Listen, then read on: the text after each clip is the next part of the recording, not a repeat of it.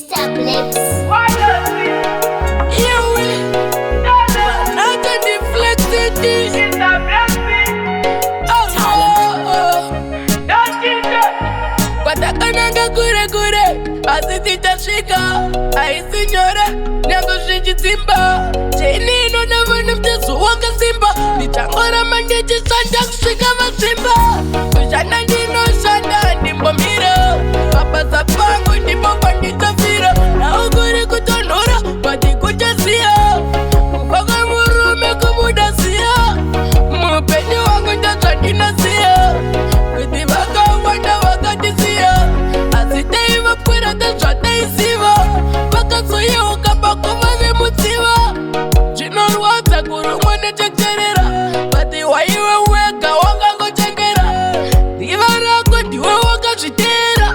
Wawaiwutsu waisaterera. Tirimwana mdiki handina kwanda manyira. Chichananyanya kushandina chandarambera. Kamirire nguva chachatandikamborera. Matsaitsozo ndosava chakutongera. Waichichichakamira kupi. Waimanira kupi. Life hainakura ifupi. Yepamsaka pekuda kwene kwena nashopi. Chichakamira kupi. Waimanyira kupi. Life hainakura ifupi. Yenyaya kuna kuonekwa na nashopi. Aningakanura kama wangu na mwari. Nepamsaka pekuti ndiri kuna mari. Kana kuti ndinakonekwa na notari. Kupatsa samwari zvesvinhu wazvibhadhari. Zvirina ndirame nditi kwangwaya. Namundakabvanayo kure matanzitofraya. Bifi nditodya yebva kuna mesaya. Tererai muzotaurira Muzaya.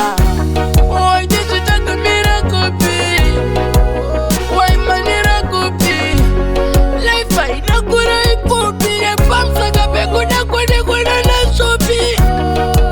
Chichakamira kupi. Waimanyira kupi. Life hainakura ifupi. Yenyaya kuna kuonekwa na nashopi. Watakananga kure kure, asititashika.